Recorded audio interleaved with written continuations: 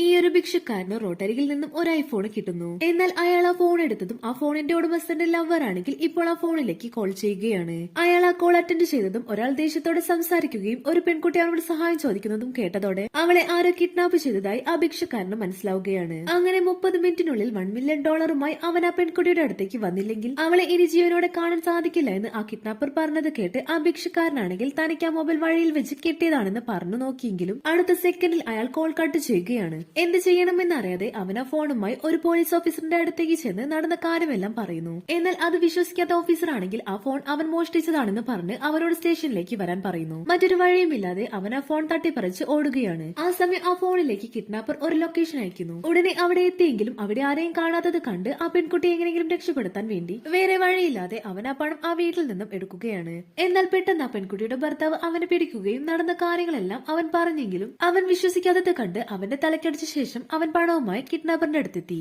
എന്നാൽ അവളുടെ ഭർത്താവിന്റെ കയ്യിൽ നിന്നും പണം തട്ടിയെടുക്കാനുള്ള അവളുടെ ട്രാപ്പ് ആയിരുന്നു അത്. ശേഷം പോലീസ് എത്തി ഭർത്താവിനെ കണ്ട് അവൾ കള്ളം പറഞ്ഞെങ്കിലും അവളുടെ കയ്യിലെ ബാഗ് കണ്ട് അവൻ കാര്യം മനസ്സിലാക്കി അവളെ അറസ്റ്റ് ചെയ്യാൻ പറയുകയാണ്.